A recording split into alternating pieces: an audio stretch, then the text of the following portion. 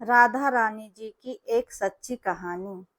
एक संत बरसाना में रहते थे और हर रोज सुबह उठकर यमुना जी में स्नान करके राधा रानी जी के दर्शन करने जाया करते थे। यह नियम उनका हर रोज का था। जब तक राधा रानी के दर्शन नहीं कर लेते थे, तब तक जल भी ग्रहण नहीं करते थे। दर्शन करते करते तकरीबन उनकी उम्र 80 वर्ष की हो गई थी। आज सुबह उठकर रोज की तरह उठे और यमुना में स्नान किया और राधा रानी के दर्शन को चले गए। मंदिर के पट खुले और राधा रानी के दर्शन करने लगे। दर्शन करते करते संत के मन में भाव आया कि मुझे राधा रानी के दर्शन करते करते आज 80 वर्ष हो गए हैं, लेकिन मैंने आज तक राधा रानी को कोई भी वस्त्र नहीं चढ़ाया है।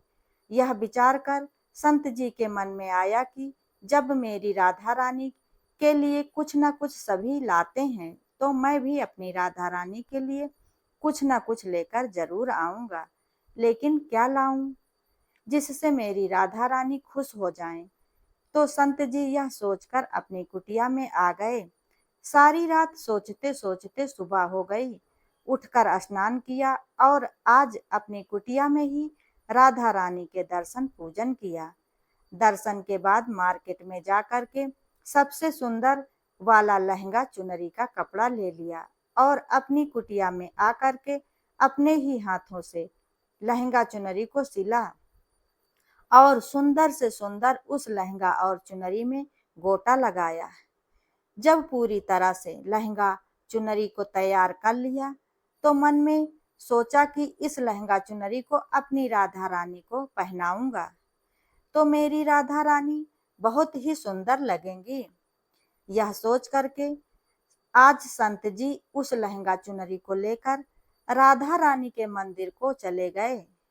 मंदिर की सीढ़ियां चढ़ने लगे और मन में सोच ही रहे थे कि आज मेरे हाथों के बने हुए लहंगा चुनरी राधा रानी को पहनाऊंगा पहनाऊंगा तो मेरी राधा रानी खूब सुंदर लगेंगी। यह सोचकर जा रहे थे कि इतने में बरसाना की एक लड़की लाली आई और बाबा से कहती है, बाबा आज बहुत खुश हो, क्या बात है? बाबा बताओ ना। तो बाबा ने कहा कि लाली आज मैं बहुत खुश हूँ। आज मैंने अपने हाथों से राधा रानी के लिए लहंगा चुनरी बनाया है। इस लहंगा चुनरी को राधा रानी जी को पहनाऊंगा और मेरी राधा रानी बहुत सुंदर दिखेंगी। उस लाली ने कहा, बाबा मुझे भी दिखाओ ना, आपने लहंगा चुनरी कैसे बनाया है? लहंगा चुनरी को देखकर वह लड़की बोली, अरे बाबा, राधा रानी के पास तो बहुत सारी पोशाक है, तो यह मुझे दे दो ना। तो महात्मा बोले कि बेटी, मैं तुमको बाजार से दूसरा दिलवा दूंगा। ये तो मैंने अपने हाथों से बनाकर राधा रानी के लिए लेकर जा रहा हूँ। तुमको और कोई दूसरा दिलवा दूंगा। लेकिन उस छोटी सी बालिका ने उन महात्मा का दुपट्टा पकड़ लिया। बाबा यह मुझे दे दो ना। पर संत भी जिद करने लगे कि दूसरा दिलवा दूंगा, यह नहीं दूंगा। लेकिन वह बच्ची भी इतनी तेज थी कि संत के हाथ से छुड़ाकर लहंगा चुनरी को छीनकर भाग गई। अब तो बाबा को बहुत ही दुख लगा कि मैंने आज तक राधा रानी को कुछ नहीं चढ़ाया, लेकिन जब लेकर आया तो लाली लेकर भाग गई। मेरा तो जीवन ही खराब है, अब क्या करूंगा?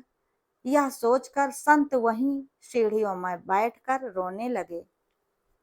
इतने में कुछ संत वहां आए और पूछा, क्या बात है बाबा, आप क्यों रो रहे हो? तो बाबा ने उन संतों को पूरी बात बताई। संतों ने बाबा को समझाया और कहा कि आप दुखी मत हो, कल दूसरा लहंगा चुनरी बनाकर राधा रानी को पहना देना।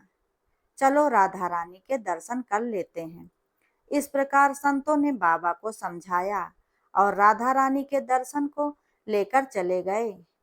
बाबा का रोना तो बंद हुआ, लेकिन मन खराब था, क्योंकि कामना पूरी नहीं हुई थी ना। तो अनमने मन से राधा रानी का दर्शन करने जा रहे थे और मन में यह सोच रहे थे कि मुझे लगता है किशोरी जी की इच्छा नहीं थी। शायद राधा रानी मेरे हाथों से बनी पोशाक पहनना ही नहीं चाहती थी। ऐसा सोचकर बड़े ही दुखी होकर जा रहे थे। मंदिर जाकर राधा रानी के पट खुलने का इंतजार करने लगे। थोड़ी ही देर बाद मंदिर के पट खुले तो संतों ने कहा, बाबा देखो तो, आज हमारी राधा रानी बहुत ही सुंदर लग रही हैं। संतों की बात सुन करके जैसे ही बाबा ने अपना सर ऊपर उठा करके देखा तो जो लहंगा चुनरी बाबा ने अपने हाथों से बनाकर लाए थे, वही आज राधा रानी ने पहन रखा था। बाबा बहुत ही खुश हो गए और राधा रानी से कहने लगे, राधा रानी, आपको इतना भी सब्र नहीं रहा? आप मेरे हाथों से मंदिर की सीढ़ियों से ही लेकर भाग गईं। ऐसा क्यों? सर्वेश्वरी राधा रानी जी ने कहा कि बाबा, आपके भाव को देखकर मुझसे रहा नहीं गया और यह केवल पोशाक नहीं है, इसमें आपका प्रेम है। इसलिए तो मैं खुद ही आकर के आपसे लहंगा चुनरी छीनकर भाग गई थी। इतना सुनकर के बाबा भाव विभोर हो गए और बाबा ने उसी समय किशोरी जी का लहंगा और चुनरी पहनने के लिए आभार प्रकट किया। दोस्तों, अगर आप लोगों को यह वीडियो पसंद आया हो, मेरे द्वारा सुनाई गई यह कथा अगर आप लोगों को पसंद आई हो तो वीडियो को लाइक, शेयर, कमेंट जरूर करें और ऐसी ही ज्ञानवर्धक और धार्मिक जानकारियों के लिए चैनल को सब्सक्राइब करें। वीडियो अंत तक देखने के लिए धन्यवाद।